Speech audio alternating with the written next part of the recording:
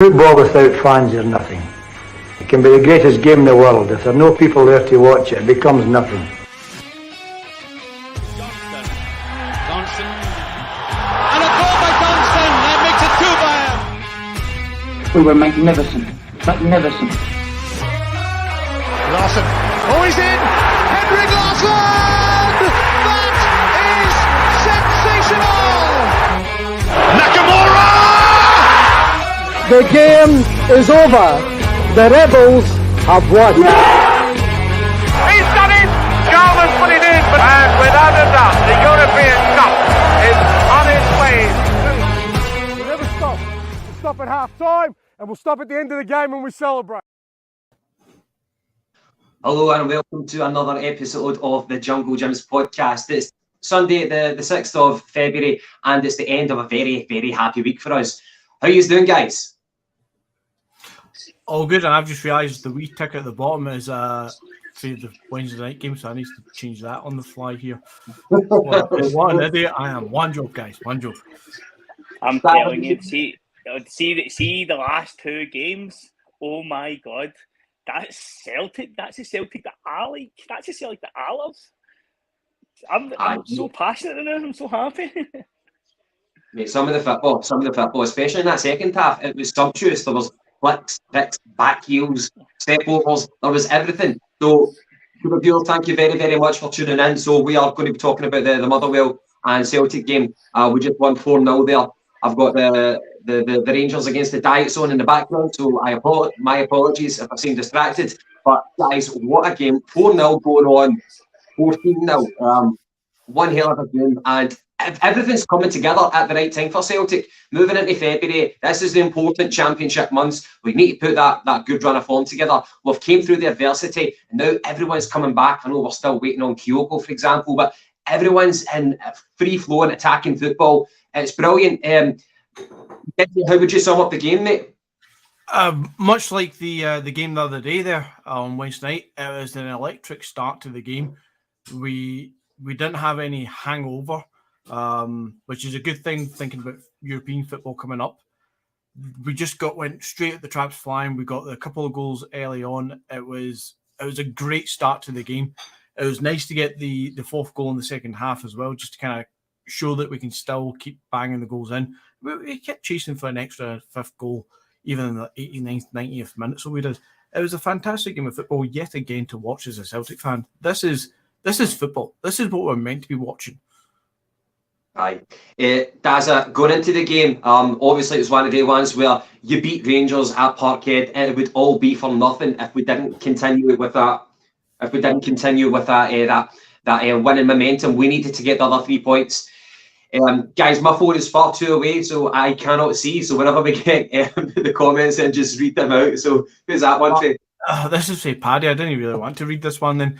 No, Paddy's saying the last two games have been enormous for us.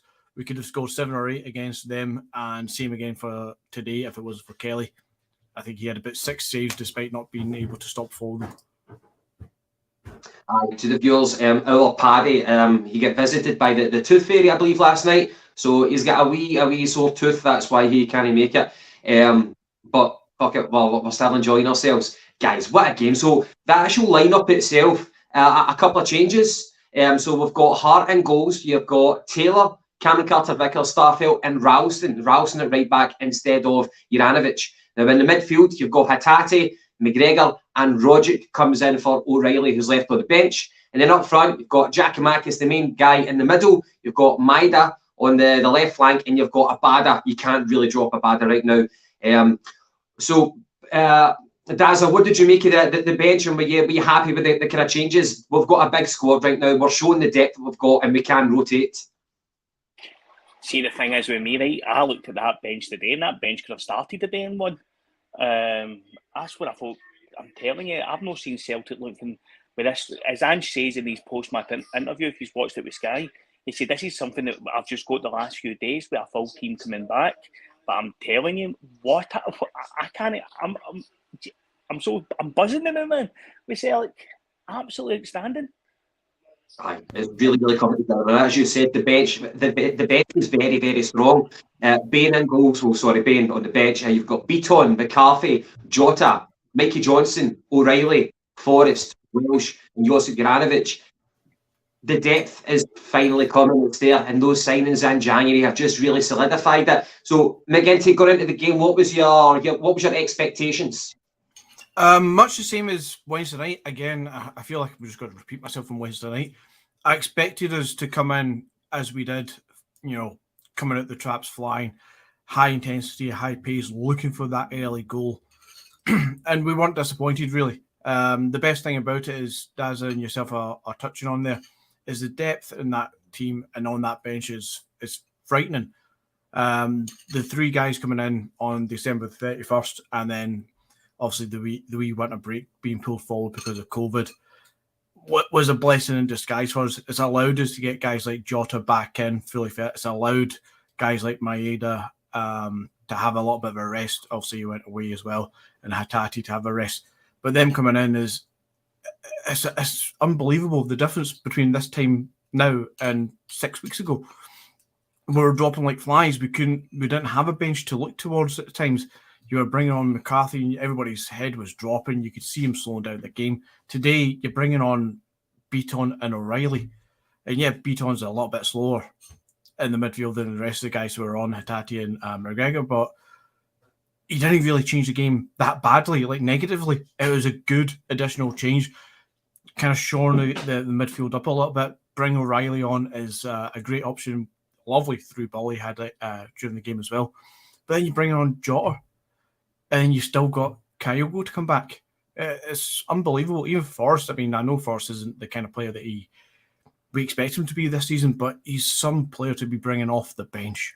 It's just unreal to have this depth and this quality. It's brilliant. Can't wait for Julian to come back, though, just so we can rotate out the back line a little bit. Although hamstrings and injuries don't seem to be occupying the back line too bad. That's true. Aye. Actually, going into the game, like the last time we played Motherwell, it was 1-0 at Parkhead. That was the 1-0 where Rogic actually scored after a well-worked free kick. And I think they were sitting about fourth in the league, a few points behind Hearts. So they're the kind of the best of the rest outside Rangers in the Diets. But the game itself, it was poetry in motion at times. Like the first half was magnificent. Whenever we got to half time, like the second game in a row, when we get to half time and it's 3-0 up, we're thinking, yeah, we can put on the brake a wee bit. We made the double change. Beaton and Forrest came on for Hatate. Beaton and Forrest came on for Hatate, and I don't know who came off as well. Hatate, and who else came off at half time? Who came off at half time? I can't remember. Matter, there's that many subs. I forget exactly when they all happened. I think what I kind of took for the second half was Abada. That's it. Abada for Forrest. Although they might have had maybe a 20-minute spell where Motherwell kind of got more possession, we just went right back at it again. It's like we just acknowledge we've got visiting fans here, and we want to give them a show. We want to send them home happy, and we did that. The second half was almost, if not better than the first half. Dazza, who was your man of the match? I know that it was Rogic who got it on Sky Sports. Would you have agreed with that? Was there anyone else who thought clips him? Obviously, I'm going to agree. Oh, fuckers. The Huns have just spoke. Obviously, I'm going to say Rogic, because Rogic was superb. He was outstanding and he controlled it. But you've got to go. Giamacchis held it up well. I think that boy's going to come on it again. Taylor was outstanding again. Maeda, now his control of the ball and his desire is absolutely outstanding. Abada, God, you could go through the full team. The only person that you wouldn't bring into your man of the match is Joe Hart, and that's because Celtic never gave him anything to do. Even Ralston was getting on the after that lovely splitting through balls that played in Abada to set up Rogic's second goal, I think it was. There were so many top performers. Mr. Roaster says, what did you think about Maeda on the left? I thought he was more effective through the middle. Most of our attacks came from the right when Maeda was on the left. I have to probably agree, and it's the same with Kyogo. Whenever we've seen him on the left, he's just not as effective. And I think once Kyogo comes back, that's going to be your rotation through the middle. Giamakis, he needs to find his shooting boots at some point. He deserves goals. He's getting himself in and about it, but he's going to fast find himself behind Kyogo and Maeda, I think, especially Abada being practically undroppable, and Jota, first name of the team sheet every time he's fit. I've got to agree. Dazza, whenever I was seeing Maeda down the left flank, yeah, we know that he can do a job there, but it's really not his position. And you saw his enthusiasm. Although he is a very enthusiastic player, he's got a high work ethic. Whenever he moved into the centre, when Giacomakis to get taken off in the second half, he just kind of brightened up, and you could see what he could do with his pressing, with his interaction with the players on either side of him. I just thought that I kind of felt sorry for him when he was playing on the left, and he's just much more effective through the middle, as McGinty said, because Kyogo, again, the same type of player, he thrives through the middle. So we've got a lot of competition now as centre forward. Giacomakis, Kyogo, Maeda, and we know Abada can do a job there as well. Kevin saying there, you know, you're onto something with every week there's a debate over the man of the match. Let's pose that question out to the guys then. Drop them in the comments, guys. Who is your man of the match if it's not Tom Rogic? Just getting back to what you were saying there, Gav. The way Celtic are. Sorry, I've lost my train of thought there by watching the game, and then you. It's afternoon for me. One up half. The competition for centre forward, because we've got basically both people now. Right, so I love it. See the competition that we've got now. It's like, who are we going to play up front? Who cares? They're going to do a job. As I say, Giamakis today was absolutely outstanding. Now, just because he doesn't score doesn't mean to say that he's not put in a good shift. He's absolutely his hold up play, his link up play, and everything is good. Maeda, my God, man, I've never seen so much enthusiasm and energy, and even at the last one, see the one where he burst a gut to get into, and obviously the one that he scored, he shouldn't have scored, and the one that he missed, he should have. If that makes sense, you know what I mean. Yeah. So Maeda's, and by the way, we get Kyogo to come back. It's looking exactly. It's unbelievable the attacking power they've got, and even as Gavin says, the ability to throw Abada through the middle, which we all now know over the last kind of few weeks, he is effective. That drive, he's not the best. Obviously, you'd rather have Kyogo, you'd rather have Giamakis, but as a fourth choice through the middle, yeah, Abada can cover you when you need to. Let's talk about the first goal. I was loving it, absolutely loving it. So it was Abada who scores, and great predatory instincts to sneak in ahead, kind of reminiscent of the way that he snuck in ahead of Barisic against Rangers midweek. But it was Hatate who found a clever bit of space on the left flank, and he picked through a lovely pass to Abada. But even before then, did you notice the pass from Taylor where he played the ball, kind of chipped it through a couple of players to find Hatate? Yeah. That was a very streetwise pass. The goal itself was brilliant, and Hatate again getting in on the action. This guy just doesn't fail to put in a bad performance. And of course, Abada, the man of the hour, the man with confidence, just continuing that. And for a 20-year-old, I know we keep harping on about the day, it's just going to get better and better and better. What did you think of that first goal, McGinty? It was superb. I think all of them were pretty damn tasty goals, to be honest. Rogic is an absolute worldly when he scores it. But it's a good worked goal, as he says, between Taylor and Hatate. Yeah. What else do you want? You want players to stepping up and making those passes going forward. Hatate can do practically anything. We've said it for years that we needed another midfielder. Even when you had Brown McGregor there, the rotation out of Brown McGregor was looking at Turnbull and Beaton. And we were just lacking that kind of high-end midfielder who would complement Brown or McGregor or actually take over from them when needs must. I think Hatate's that player now. He is that, Rolls Royce kind of player, the cream of the crop sort of thing for us. He's the best midfielder for me in the squad, outside McGregor. Outside McGregor. Dazza, what do you think of changes in midfield now, following on from the acquisitions in January? Because it was always McGregor, Rogic and Turnbull. And I don't want to use the word stale, but they were being overused. Now we've got so many more options, and especially how dynamic the boy Rio Hatate is. What do you think of the changes in midfield that we've seen, and how good that is for the rest of this season? My daughter texted me last night, right? I was out and about, and she texted me, phoned me, and I'm like, what's this going to be? She want FIFA points, or she wanting something for the shop? And the question that she asked me was, when all fit, what is our midfield three?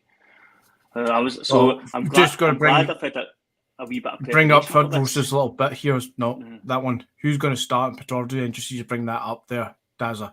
Rogic or O'Reilly, Beaton or McGregor? Who is the midfield three? As I say, I'm glad. Amy prepared me for this last night. So I wouldn't have played Callum McGregor today because he's injury. I thought, no, we risked him when we needed rest. Let's give him a break now. We've got enough to cover.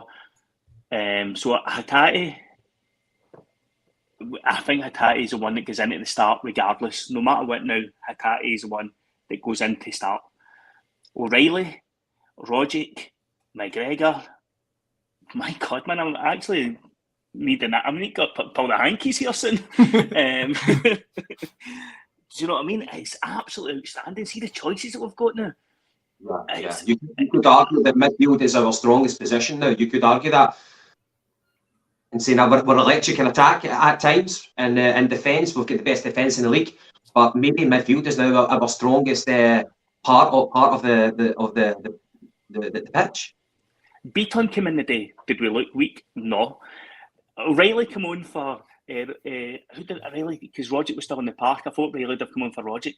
Who did O'Reilly come on for? Yeah, I think he came on for McGregor.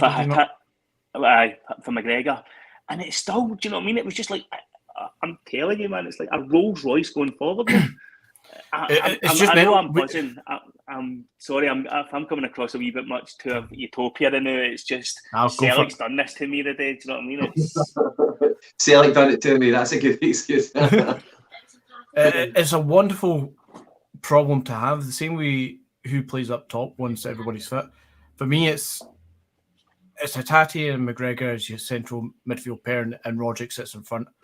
Your rotation after that is looking at Turnbull, Beaton, and O'Reilly, and then you've still got Ideguchi to come into it. We don't even need to think about McCarthy and Sorrow anymore, and I feel bad for saying that because one of them is a Celtic, not really, but one is a Celtic fan. He's a boyhood fan of the club, and I'm sure he wants to play every game if he could. He wants to give us all, but he's clearly not at the races. And the other one is Sorrow, who we also come in last year, and he looked like he should have been stepping up, but he's nowhere near it. Sorrow and McCarthy are just nowhere near this squad anymore. We've got 7. I disagree with McCarthy. And if you look at the Rangers game in isolation for that one, McCarthy came on when the Celtic team had absolutely battered Rangers and were starting to look a wee bit dead on their feet. And McCarthy came on and had an absolute outstanding performance. He came on, he showed it up, and he looked tidy. And I think McCarthy's looking like the player that we wanted McCarthy to be. So unless he's going to do that all the time, though, Dazza, it's like that pass he done for his goal for Jota at the start of the season. Fantastic pass, but where's it been the last 5 months? But see, the thing is, though, his last game was against them, and he came on and he was very efficient. So I think McCarthy's got a big part to play. He's not going to be the starter. He's not going to be he's not going to get in every single game. But the games that he does get in, and he can come on when we need a wee bit of dig in the midfield, then that boy's got it in abundance. The previous comment I could read, and the guy said, "What happens if Gucci is actually the one?" Imagine that. The plethora of options at that number 6 position, because Beaton has not disgraced himself. Beaton's done very, very well. I think this has been the most dependable that Beaton has been for Celtic in his entire career so far with us, which is saying something because he's been here for long enough, you know what I mean? Has he not due a bloody testimonial? He's not done 10 years already. When was the last time we ever gave a testimonial? Scott Brown? Yeah. Did we give one to Brown properly? Scott Brown against the Republic of Ireland after we won the double treble. Right. Yeah. So then we've got Forest is due one anytime soon, and near Beaton probably have that one versus Israel or something like that, and just to endear to the fans. That'd be strange. Getting back to the game. So the second goal for Celtic, that was on the 31st minute, and it was the Rogic stunner from outside the box. Guys, how good was that? That was sublime. And his elevation, it was almost kind of Cantona-esque. He just walked away completely nonchalant. Dazza, how good was that? Do you need to ask? If you know already, the face says it all. Have you already got my buzz in this there? Right, so the first goal went in, and you're thinking, right, okay, because that's illness. As I was trying to say earlier on, I went into the day with pure nerves. Because I've got two bad memories. I've beaten the Huns, and then and then going to put it for part the very next game. The first one, it was my very first ever Glasgow derby. 2-1 with Lambert and Burley 2-0, sorry, and then we went on to stop 10. My next one was we beat Rangers at Celtic Park, and then we went on to Third Park the next game, and Chris Sutton's brother scored a couple, and they beat us 2-0. So I'm a very superstitious type of guy. I always believe in omens, and I was dead nervous about the day. So when the first one went in, you're like, because remember Motherwell come back into the game a wee bit, and Motherwell started to look like, well, wait a minute here, because they've weathered a wee storm. Then when Abada gets his goal, you're like, right, good, we've got one on. And then almost moments later, big Tam, the big Wizard of Oz, you know what I mean, with that absolute. I know I'm just. This is why it's bad for me to do these podcasts right after a game. That's why it's good. Big Tam, honest to God, man, it's like sexy stuff, man. He was so nonchalant about it, so casual. When you see the angle from behind the goal, you watch it, you're like, it's not that far out for Tam Rogic kind of effort. It's not too far to the right. You're watching it, you're thinking, yeah, I can see where this shot's coming. Then you see him hit it, left foot, whips it around, and you realise what he's done and where he's put it. He's slapped it right in the top corner, and he's meant it exactly. And he's like, oh shit, a nice swerve on the ball as well. It was a beautiful shot from a guy who knew exactly what he was doing and how he was going to go about doing it. It was fantastic. And by the way, that was a guy who was entitled to be jet lagged today, because it was only like a couple of days prior that he flew back from Australia, or flew back from the other side of the world. I don't know if they were playing in Australia, but I was actually making the comment. I was about to make the comment to my dad when I was watching the game. I was going to say, I think Rogic's no really up to scratch so far this game, and then he does that. He just shuts me right up. And then where are we? The other one. Do you remember just before half time? Before that actual goal, before the final goal for Rogic on the 45th minute. But remember in the 43rd minute where Rogic is involved in it, and it's Abada who shows maybe a wee bit of inexperience. He tries to do that overhead kick when he's already offside. I didn't have to realise it at the time, but it could have been a penalty because there was a handball from the Motherwell player on the floor. Oh, I never clocked that. I wouldn't expect to get one off bloody. Was it Beaton that was the referee? Of all people, it was Chris Boyd who was advocating for it. He was saying that. Was he really? Oh, I was too busy making my dinner, so I missed all that as well. I'm sorry, but to the viewers, did anyone notice Chris Boyd's comments at half time and after the game? It was very, very complimentary to Celtic. Chris Boyd was that far up his arse. It was our arses. It was nauseating. Even in the second half, the missus was like, "What's he all about, man? He's not." I mean, you can see he was choking back. Alex Neil was outstanding, right? But Chris Boyd was like, and this is what it makes a good Celtic. Fuck off, Boyd. You're a fucking fan. That's Boyd knowing that he fucked up with the Callum McGregor face mask fucking comment. But he's an absolute fucking throw rag. Can you not remember the Lee Griffiths ones when Rangers were about to play Dundee? He made some similar comments that for mental health, and a guy who advocates mental health. he was like, Rangers fans should be all over Lee Griffiths for this. I don't want to deviate too much onto let's bash and talk about Chris Boyd, the fat bastard that he is. But he's got previews. Let's just say he's got previews and he shouldn't be welcome at Celtic Park. He's used the big JK thing and talking about Kennedy last year when he's interim manager. He's mocked and talked about Griff's mental health and the capacity of him being able to cope. Then he's done stuff like obviously the other day with Cal McGregor saying that somebody should be testing his face mask out. I mean, the guy's just a fucking arsehole. But back to what you were saying there, Gavin, about Abada, his overhead chance. I noticed just before that as well, maybe a minute or two earlier, he went to take a shot with his left foot, I think he did, but he had Maeda off to his left more centrally, and he opted for the shot instead of passing it. And again, for that incident where he tried to overhead, where he's clearly offside, he must have known he was offside, but he went for the glory shot there as well. I'm hoping, I absolutely love Abada, but I'm hoping that's not a little bit of greed coming out and more just a hunger and an appetite, because he's driving, his passion to get forward is unbelievable. And if he keeps putting himself in those positions, he'll keep banging in the goals. What is he now, 14 goals? Unbelievable return. That's right. He's only about 2 short of Kyogo, I think roughly. And talking about Abada, he had like a red hot vein of form at the start of the season.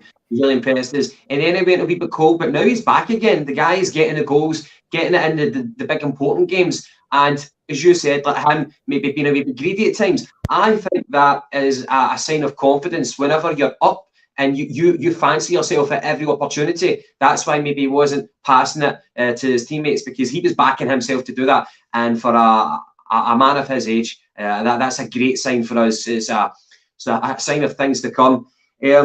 And of course, on the 45th minute, Rogic scores his second goal, the third of the afternoon, and that all started with a beautiful through pass from our man Tony Ralston. The pass was exquisite, all the way down to Abada, running down on the right wing, and he manages to cut it back before.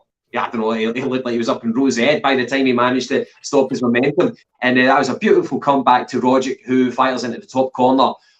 Brilliant goal, Rogic, 2 to his name for the afternoon. And to go in at half-time, 3-0 up, as we said, that had already happened against Rangers, 3-0 at half-time. Things couldn't have got any better, guys. I'm sure I thought he's a bit... Right, okay, aye. No, listen, I think I just alluded on in my pre-match nerves before the first goal. The second goal, Tom Rogic, absolutely sublime, settled it. So the third goal goes in, and you're watching Celtic play, and dare I use the cliche, the Celtic way, and you just seen it coming. I says to the missus, as the ball get played over to Abada, I knew that was a goal. Do you know that way? You just know it's going to end up in a goal. As soon as that ball went to Abada and I saw how far forward Celtic were, I just knew it was going to be a goal. And the ball comes back to Tam Rogic, and he just does what Tam Rogic does. And then it makes the second half. So for all pre-match nerves, and this could be a potential banana skin, for all pre-match nerves then, you're then thinking to yourself, do you know what, I can just go and enjoy the second half now. I can sink a few more Stella, and I can other beers are all available. And I can just enjoy the next 45 minutes. And as I says to the missus and the kid there, I says it doesn't matter what happens at Ibrox now. Do you know what I mean? It really doesn't matter, because we've done our job today. So we are going out of this week. I don't know what week number it is. We're going out this week still top of the league. Mm-hmm. And we've opened up a 14-goal difference. I didn't realise that.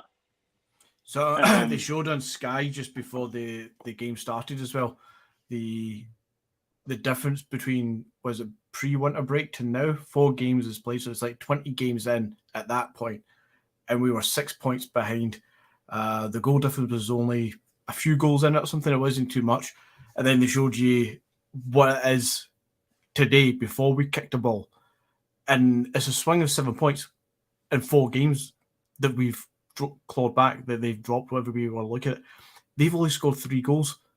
we've been banging them in. I've lost count how many goals we've scored in the last 4 or 5 games, but we just keep banging them in and banging them in. As Gavin says, was it 17 goal difference? Unbelievable. It's going to be great.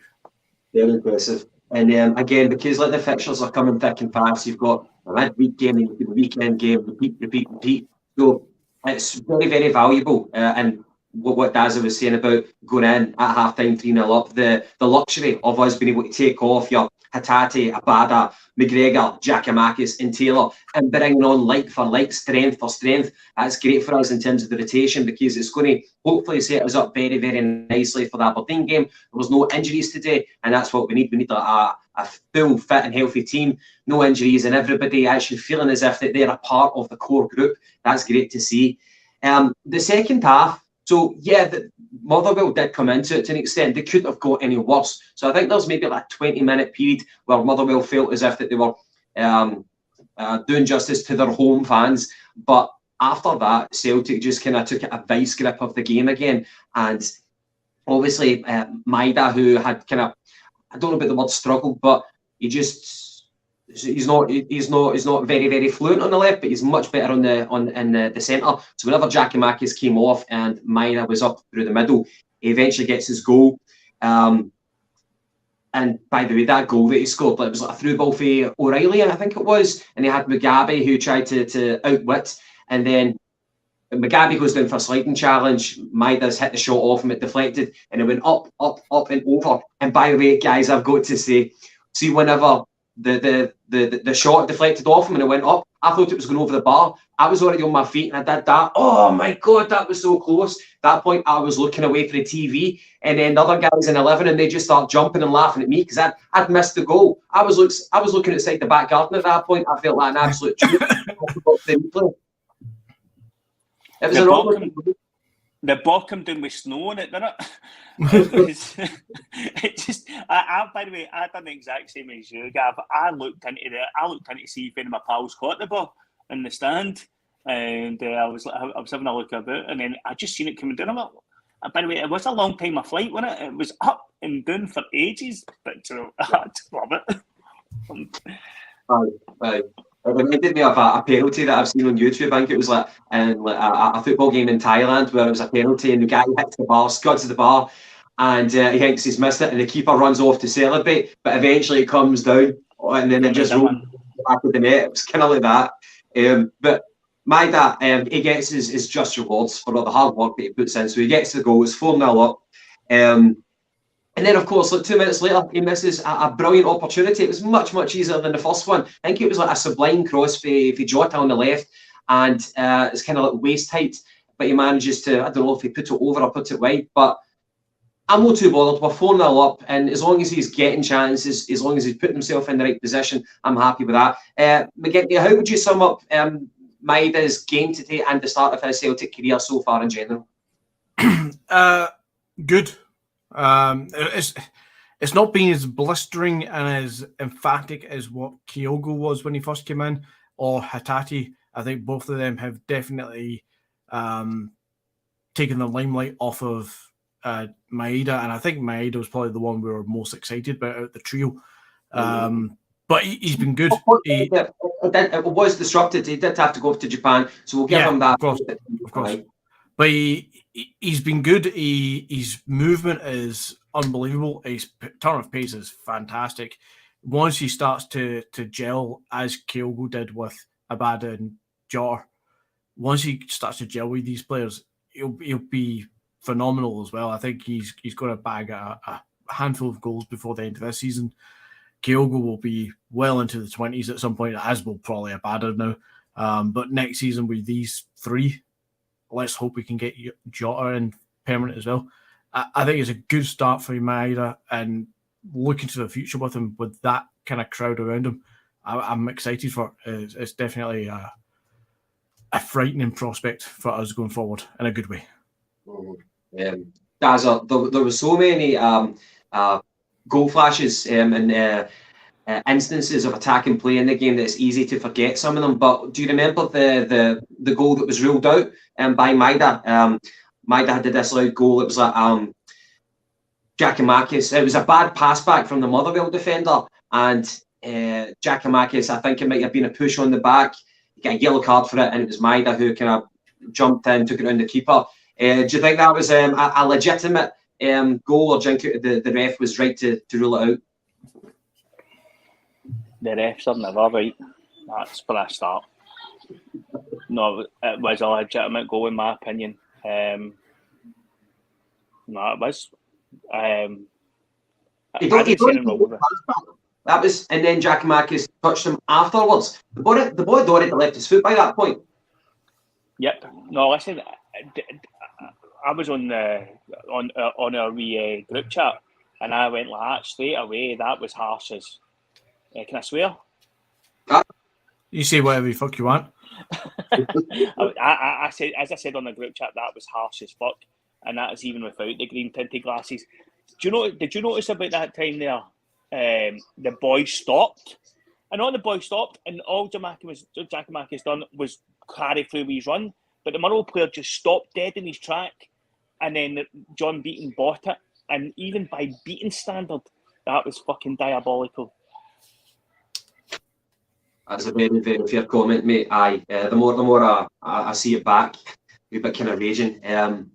But aye, of course, the second half was brilliant. Celtic did not drop off after that 20-minute spell after half time. Possession-wise, we were looking very, very healthy. So I think Motherwell had about 30 to over 70 shots. We had 18 to their 7. I don't even think Hart had to break sweat. I think they had one shot on target. It must have been a team effort because I cannot remember it. And we had 10 shots on target. Corners again, we seem to get a lot of corners, although we don't seem to be prolific at converting them. So 10 corners to their 4. And fouls. Yeah, they had 16 fouls. So McGinty, we came through a few games like the Alloa game. There was a few tasty challenges there. Hearts game, certainly so. And Rangers, I don't know if I'm having amnesia. I can't really think there was too many difficult challenges there. So how do you think the referee did overall? And do you think, I think they only had, I'm waffling here. How do you think that the game was in terms of tackling? Do you think it was a rough game? Do you think the referee did okay? I don't think it was too rough. That Mugabe guy, he's had previous for being a bit kind of forceful, and he's getting a bit too close to our players and putting the boot in a couple of times. I thought he could have been dealt with a little bit better. No surprises from Beaton that he lets a few things go, but I didn't find overall that it was a dirty game at all. And the same goes for Wednesday night. Actually, I didn't find that too much of a dirty game. But I'm inclined to think that maybe that's because of the speed that we're playing at and the tempo we've got. We are not allowing players to get really that close to us before the ball's moved on. So I think it's not been called out properly yet, but I think enough noise has been made that players know that they shouldn't be getting too close to us, because they're just, over the last few months, it's been walking a kind of tightrope where it's being more and more obvious as players are getting a lot closer and put in this little niggling kicks and the tackles and stuff, and they're getting away with it. I think they've probably pulled away from that, and combined with our tempo and our pace that we've got in playing the game, yeah, it wasn't a dirty game. It was a fair enough game, I think.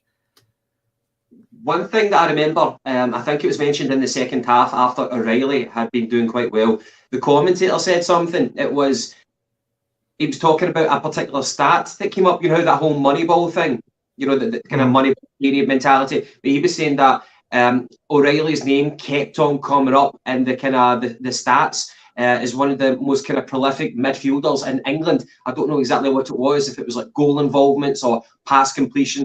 I'm not going to say something if I can't remember exactly what it was, but his name kept on flagging up in terms of the stats. And I think we've won a watch with O'Reilly. Make it up, Gav. Make it up, Gav. See if you make it up, nobody will ever question it. Head on the Jungle Gyms podcast must be true. Of course, mate, if you heard it here, it must be legit, it must be kosher. But genuinely, I think we've won a watch with the guy. The way that he's taken to the Celtic games, it's like a duck to water. And he came through that powder keg at Tynecastle. He came through the game against Rangers, and he just looks brilliant. I think he looks brilliant.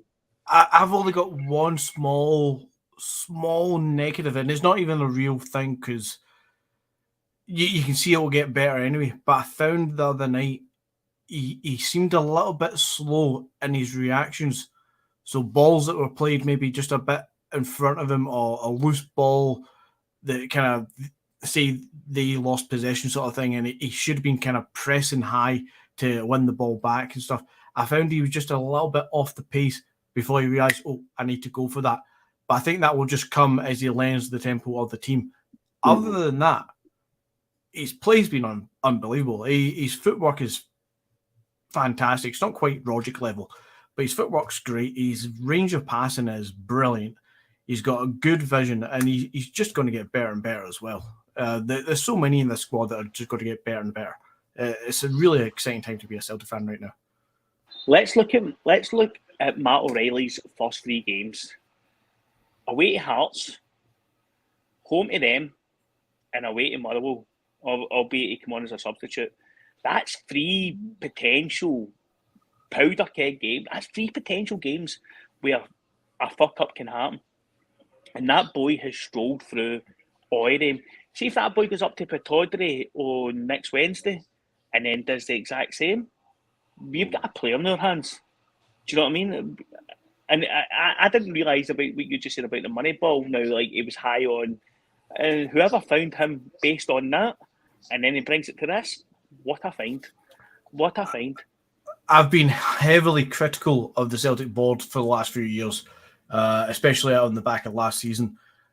And I'm dubious about some of the signings that we've made. I don't believe for a minute that McCarthy was an Ange Postecoglou signing. That is straight out of the Celtic fucking back catalogue of somebody cheap and cheerful. Same with Liam Scales. I don't believe he's a signing that Ange has made at all. And on the face of it, when you get linked with Matt O'Reilly, at first it was like, come on, guys, where the fuck is this name came from? And you debate whether or not it was an Ange signing, or if it's just the board and the club saying, here's somebody we can get cheap, sign him up. But we paid, was it $1.5 million? It is cheap, but it's not the cheapest thing we've ever paid for.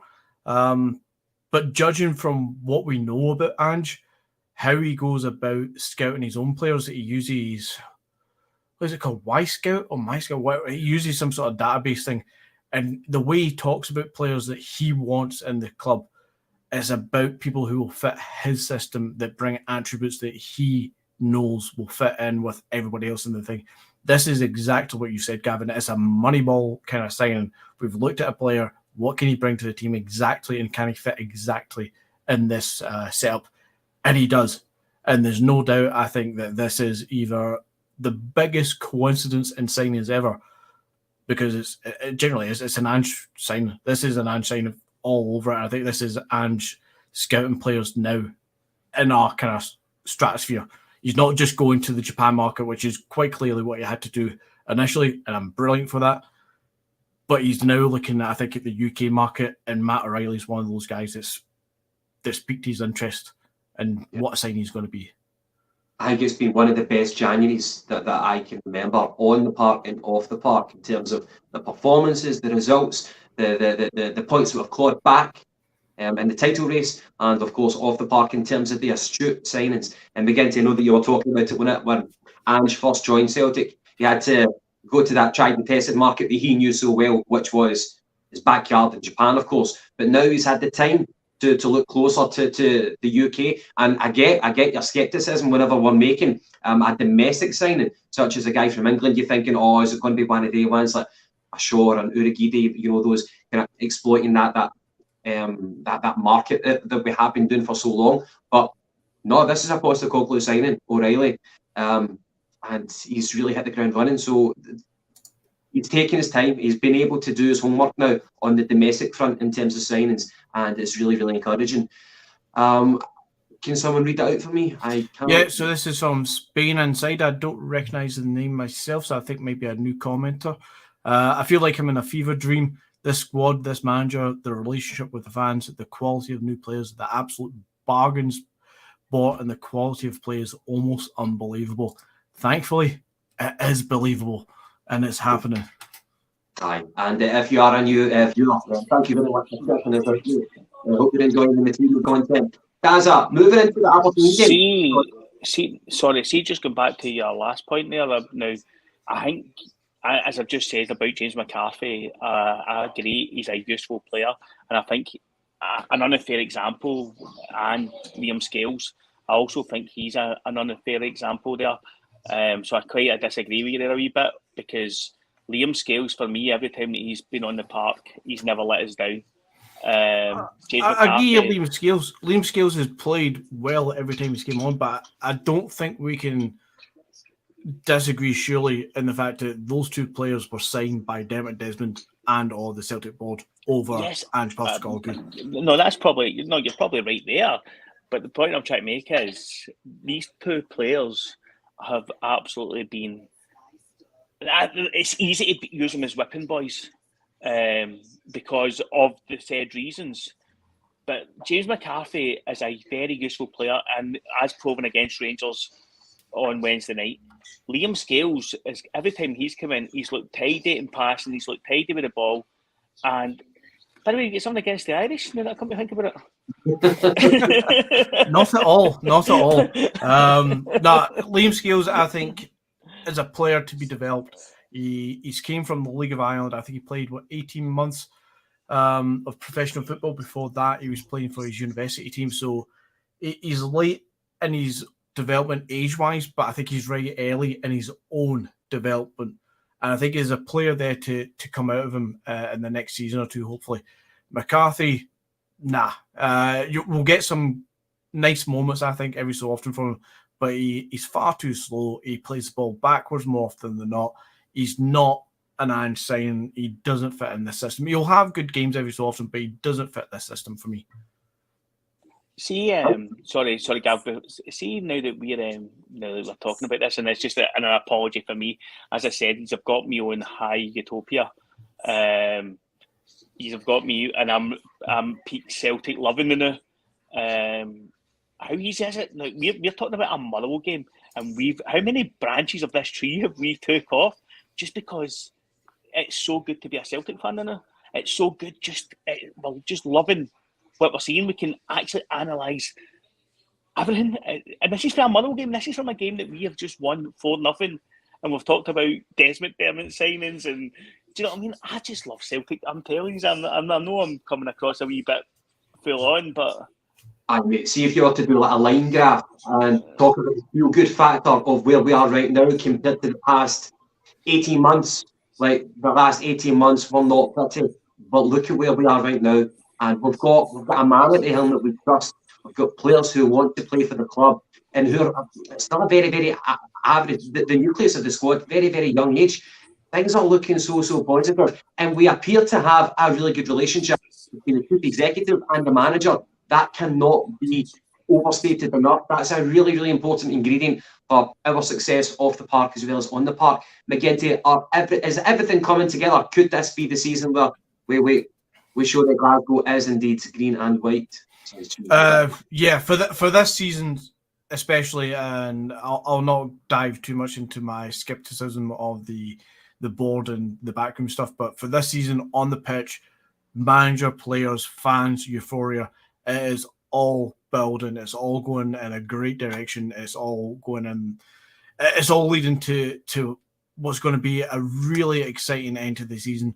We're going to prove that last year was a blip and that we were our own demise. It wasn't for any other reason. We fucked up, and we're going to show that this is our title. This is our league, and we are Glasgow Celtic, and Glasgow is green and white. I was hoping you weren't going to say we are the people there. That I've just. I felt like I was. No, but see, getting back to what you were saying, right? See, getting back to what you were just saying there, my pals and we've all discussed it at games. And if you say to me at the start of the season, where do you think Celtic's going to be? I'd be like, as long as we're still in the hunt in January, was what my answer was. As long as we're still in the hunt in January, then we strengthen, and then hopefully we can kick on from there. Now I've got to 2 seconds. I check my watch. The 6th of February. Now I've got to the 6th of February. I'm thinking, well, wait a wee minute here. Now we are the team We are the ones that's in control. That today, for me, was the one that was a big one, because if we won the day, then that was up. Wait a minute here, they can now come to a high, down to a low, and then just take care of it. See if we win the league. See if we win on Wednesday against Aberdeen away. I'm hoping nothing can stop us then. I think that would be the kind of final kind of hurdle test, kind of final doubt out of the way. If we go away to Aberdeen next week and beat them, especially convincingly, I think everybody's just going to be on top of the world, cloud nine, and nobody's going to have any doubts against any team for the rest of the season. I reckon some of them still have that wee kind of niggle of, oh, fuck, we need to go play Livingston, or fuck, what's going to happen here or there or whatever. But if we go on the back, as you said, against them, against Motherwell, against Aberdeen, and we put in 3 performances like this, I think we're the confidence and the support and the confidence in the players will be sky high, and yeah, nothing to stop us. Do you want to know why that is? Because we're not arrogant. We are not arrogant enough. No. We think that everything that we win, we deserve to win. So therefore, it's only 1 point in front of now, because obviously they're winning at half time. It's only 1 point in front. So we're not arrogant enough to say, no, this is our title, this is ours. No, what I'm saying is, I'm confident we're going to win the league. Aye. But Aberdeen's the next game that we've got to take care of. Whereas they're like that. They're like mythical 56 on route. We've got, you know what I mean? It's no, they think they're born to believe that it's theirs. It's their divine right. We are more pragmatic. We are more, no, do you know what? No, I'll take each game. See when Rangers fans text me when we get beat, I don't text them when they get beat. Do you know what I mean? And if they say to me, "Oh, are you happy about that?" Then they'll text me, "Oh, are you happy about that today?" And I'm like, "No, mate, it's only a 1 game swing.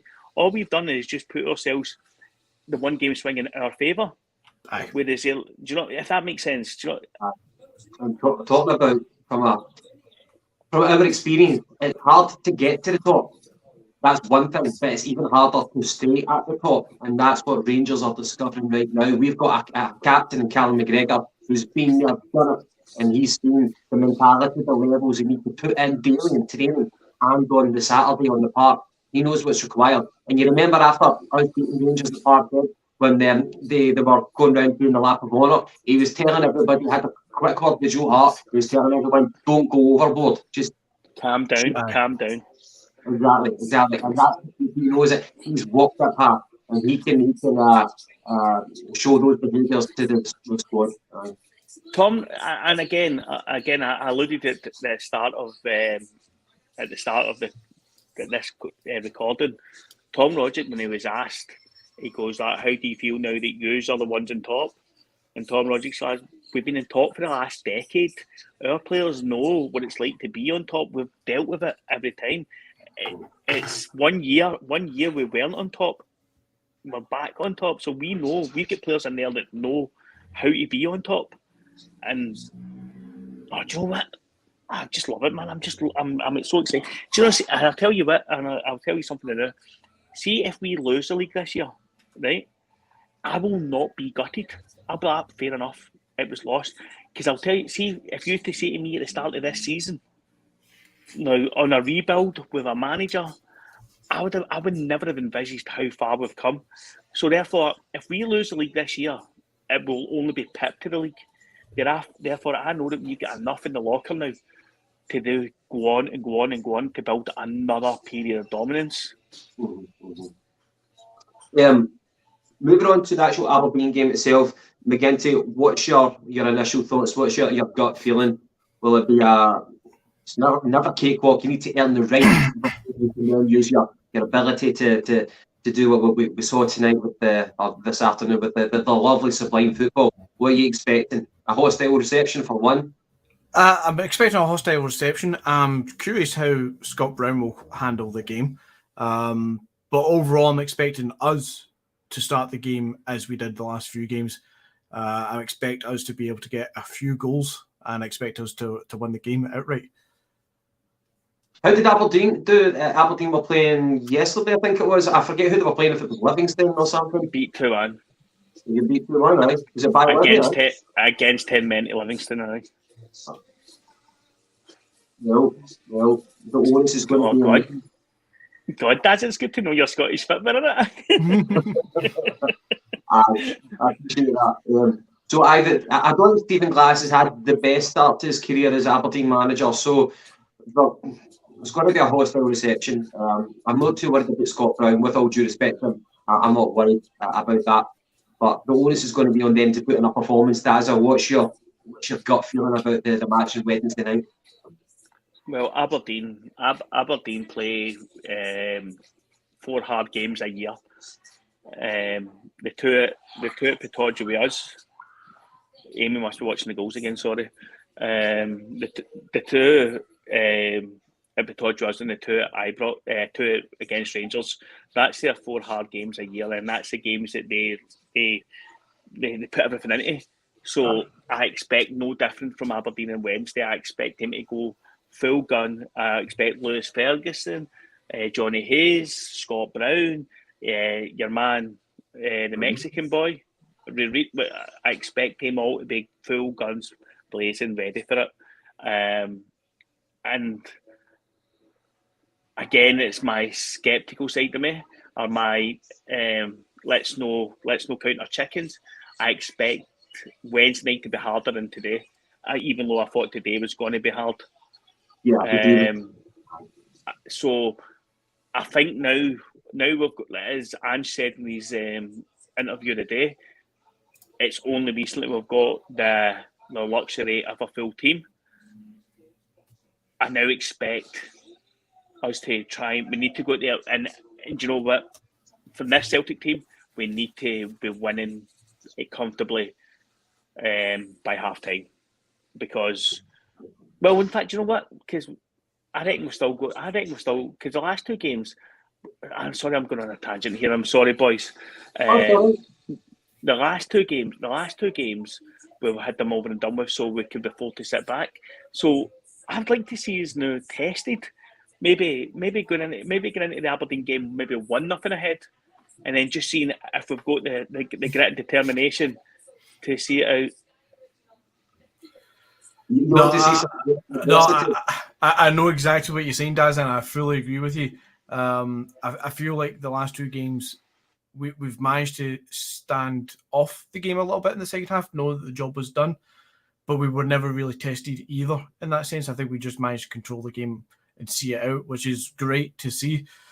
But I get what you're saying. We need to kind of be tested in that sense of a narrow win at halftime and have that kind of pressure on us not to lose it in the second half.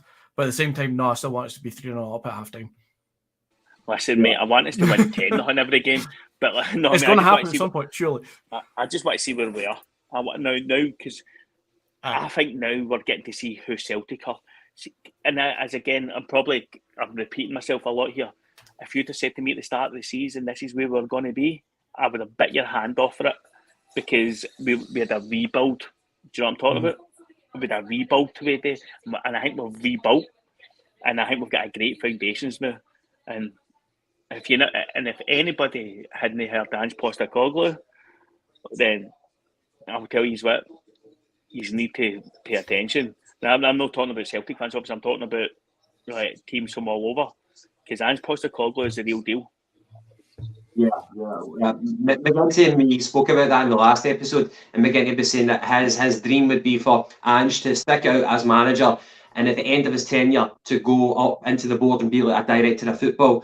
I think that this man is going places, unfortunately. It's the life cycle of all football managers, whether you where you do good, eventually you move on. I think that the man, after he's made his mark at Celtic, and hopefully that'll be a good 3, maybe 4 years, eventually I think he might go to England, because that you test yourself at the highest level, unfortunately. I think he's got it in him. If he's continually backed in the way that he has been so far, and we have a history at the club of doing this, where we back a manager in his first season and expect him just to coast through the next 2 or 3 years. But if we continually back him and get this squad exactly how he needs it and continuously add into it in a positive way, I don't see, and I know people are going to laugh at us if they hear us saying this out loud sometimes, but especially with the Europa Conference League added to the mix, I don't see why we shouldn't be getting to another European final. That style of football that we've been showing the last couple of games now, the intensity, the tempo that we've got, the quick pace of turn, the front line is frightening no matter who you put there at times, and the depth that we're now getting. I don't see why we can't go against Bodo Klimt and beat them as well. And who do we get next after that? Lord knows. But there's nobody in this European Conference League that I should be worried about, or we should be worried about. And I think same for Europa League. If we get the league title and we get into the Champions League next year, we've got all summer to prepare for it. We go straight into the group stage. Yeah, it's going to be a tough group stage. We're going to be hammered by probably your PSGs, your Barcelonas of the world, your Juventus or whatever. But playing the style of football we do, we should be looking to, at worst, drop down to the Europa League. And from there, why not go through beyond the kind of last 16 of the Europa League, get into the quarterfinals? Why not?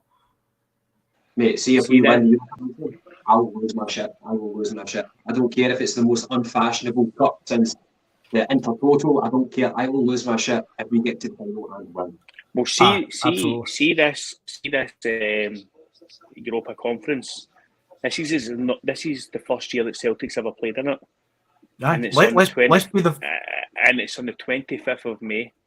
The first year that Celtic played in a European tournament in the finals on the 25th of May.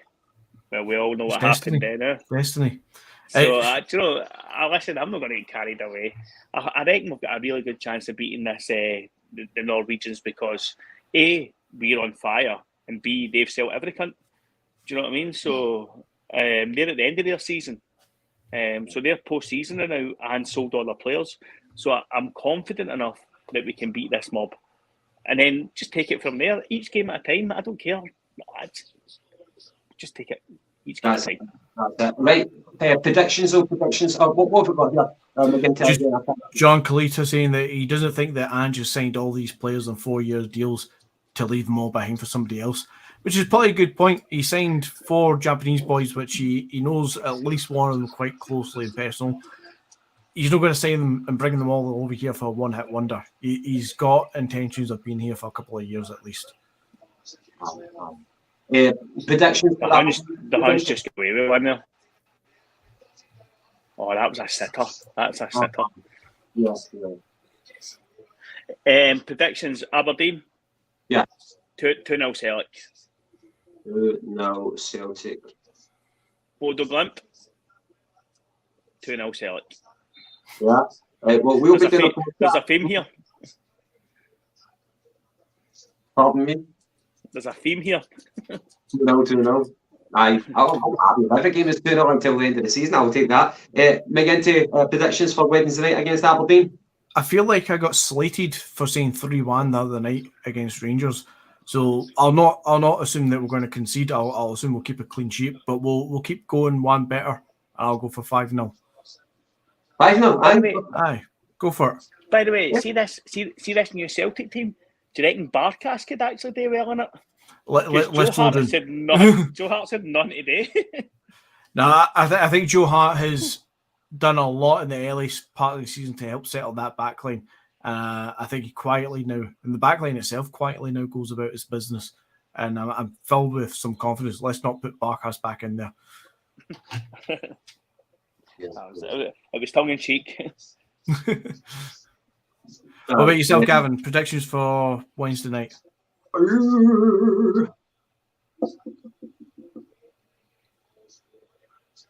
My gut feeling is it's going to be a narrow scoreline, but when I think about it with my head, I'm thinking, no, the way that we're playing right now, there's nothing to suggest that that's going to be the case. So I'm going to go with my head. I'm going to go with 4-0. I'm going to go with 4-0, right? So it's me, it's the most pragmatic here, and I'm the one that's... You've no faith. Is Paddy watching us? and if Paddy can give us his prediction as well. But guys, apart from that, what a game! An absolute brilliant game. Paddy 3-0 for Celtic, is it? Yeah. Well, that's Fud Roaster 3-0. Kevin's going with 4-0 as well, and then Red Scotland's going with a 3-1. We'll take it. We'll take it regardless. By the way, the clean sheets that we're getting when we've had today and on Wednesday night there has been brilliant. That's what you want, to take pride in a clean sheet. That's what it's all about. Even if you're 4-0 up, you know. So guys, Paddy's just put up 3-1. Can you tell him that I was only kidding on about Barkas being in goal? Paddy, I hope you're not in too much pain. You're probably doped up with tramadol right now to deal with that tooth again, mate. Oh no! I hope he's in like excruciating pain. I hope he's actually like. I hope he's hating me. Then, do you know what I mean? Aye, well, that Celtic game anyway was the best tonic for toothache. I'll tell you that. Guys, of course, what a brilliant game, and we're moving on, onwards and upwards. Wednesday, I hope it's going to be in Sky Sports. I'm not too sure, but we'll find out. And so any final thoughts for yourself before we wrap up for this evening? Come on, you boys in green. Exactly that is. It's just building, Gavin, as we've said all the way through the last couple of podcasts. It's a great time to be a Celtic fan. The football is unbelievable, and long may it continue. Well, I'm going to scalper because, as you can see, I've broken into a Celtic museum right now. So whenever the security guard comes around, I'm going to have to duck and dive and exit this building pronto. So, guys, the viewers, thank you very, very much. Please hit that like button. Please hit the subscribe button. And I hope your Sunday afternoon is going very, very well. We've got, I don't know, about 40 odd minutes to go before this game concludes with Celtic, with Rangers and Hearts. Hopefully Hearts can get a wee goal for us. Aye. So, guys, hail, hail. God bless. Enjoy the rest of your weekend. All the best, boys. Hail, hail.